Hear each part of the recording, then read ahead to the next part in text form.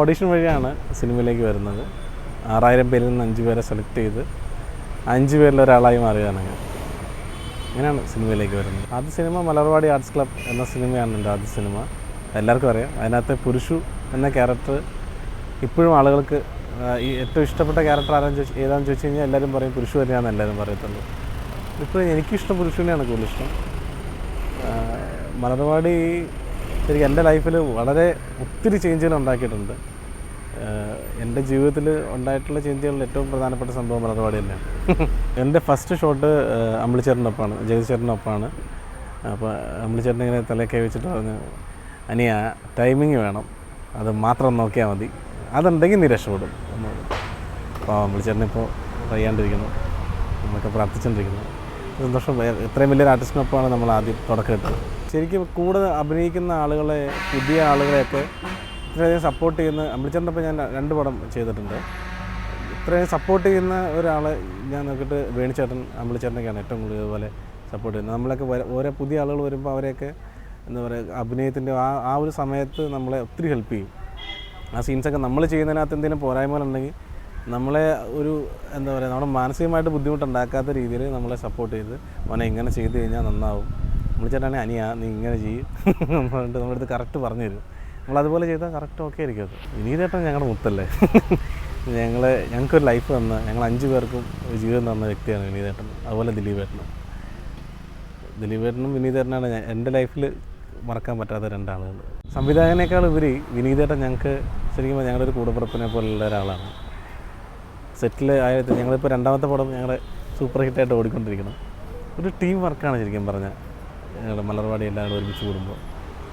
ഈ പറഞ്ഞ പോലെ തന്നെ ഒരു ഈഗോയോ കാര്യങ്ങളൊന്നുമില്ല.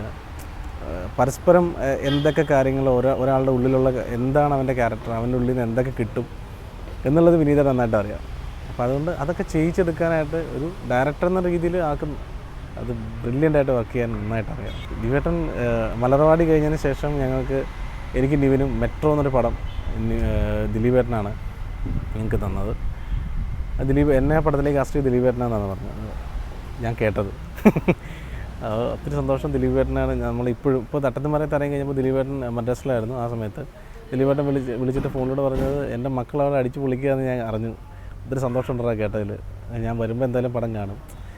നമ്മളെ ഒത്തിരി ഇപ്പോൾ പലരും പറയാറുണ്ട് പഴയ ആളുകൾക്കൊക്കെ ഭയങ്കര ജാടയാണ്, പുതിയ ആൾക്കാരെ സപ്പോർട്ട് ചെയ്യുന്നില്ല. പക്ഷേ എൻ്റെ ലൈഫിൽ എനിക്ക് കണ്ടിടത്തോളം ഈ പഴയ ആളുകൾ തന്നെയാണ് ഇപ്പോൾ വരുന്ന ആളുകളെ ഏറ്റവും കൂടുതൽ സപ്പോർട്ട് ചെയ്യുന്നതും ഏറ്റവും കൂടുതൽ എൻകറേജ് ചെയ്യുന്ന അവർ തന്നെയാണ്. മലർവാടി ഞങ്ങളെ കൊണ്ട് കാണാതെ പഠിപ്പിച്ചു. മൊത്തം ഡയലോഗ്സ് എല്ലാം കാണാതെ പഠിച്ച് അങ്ങനെയായിരുന്നു മലർവാടി. ഫസ്റ്റ് സോങ് മറ്റേ 11 കശ്മലൻ എന്നുള്ള സോങ്ങായിരുന്നു ഫസ്റ്റ് സോങ് അമ്പിളിച്ചേട്ടനൊപ്പമുള്ള.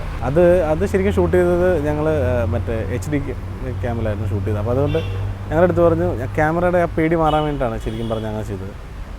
ടെൻഷൻ അടിക്കണ്ട, നിങ്ങൾ സമയം പോലെ എടുത്ത് ചെയ്തോ എന്ന് പറഞ്ഞിട്ടാണ് ചെയ്തത്. അതിനകത്ത് ഒരു എക്സ്പീരിയൻസ് വന്നതിന് ആ സോങ് എടുത്തൊരു 3 ദിവസത്തെ സോങ് ആ ഷൂട്ട് കഴിഞ്ഞ ശേഷമാണ് മറ്റേ ഫിലിം ക്യാമറയിലേക്ക് മാറിയത്. അപ്പോൾ ഞങ്ങൾക്ക് യാതൊരു ടെൻഷനും ഇല്ലായിരുന്നു. അത് വളരെ ഫ്രീ ആയിട്ട് ഞങ്ങൾക്ക് ചെയ്യാൻ പറ്റി. സോങ്ങൊക്കെ ഞങ്ങൾ ശരിക്കും നല്ല കരിഞ്ഞ വെയിലത്ത് തകർത്തടിച്ച്. മാളവികയാണ് എൻ്റെ ആദ്യത്തെ നായിക. ഇടയ്ക്ക് വിളിക്കാറുണ്ട് മാളവിക. ആ കുട്ടി ഇപ്പോൾ എന്തോ തമിഴിലൊക്കെ കുറേ പ്രൊജക്റ്റൊക്കെ ചെയ്തുകൊണ്ടിരിക്കുന്നു. ഷൂട്ടിംഗ് ടൈമിൽ പൊതുവേ ഞാൻ സംസാരം കുറവുള്ള ഒരാളാണെന്ന് എന്നോട് എല്ലാവരും പറയാറ്. അതുകൊണ്ട് തന്നെ ഞാൻ ഒരു ഒതുങ്ങിയിരിക്കുന്ന സ്വഭാവത്തിൽ ഇരിക്കാറുള്ളൂ. പിന്നെ പെൺകുട്ടികളൊക്കെ ആയിട്ട് വർത്താനം നമുക്കൊരു ചെറിയൊരു മടിയുണ്ടല്ലോ, അതുണ്ടായിരുന്നു ആദ്യമൊക്കെ. പിന്നെ അത് മാറി, എല്ലാവരും കൂടി നല്ല ജോളിയായി. ശരിക്കും പറഞ്ഞാൽ നമ്മളിപ്പോൾ ഒരു കോളേജിലൊക്കെ ചെന്ന് ഉള്ള അടിച്ചുപൊളി പരിപാടികളൊക്കെ അതുപോലെ തന്നെയായിരുന്നു ഞങ്ങൾക്ക് സെറ്റിൽ.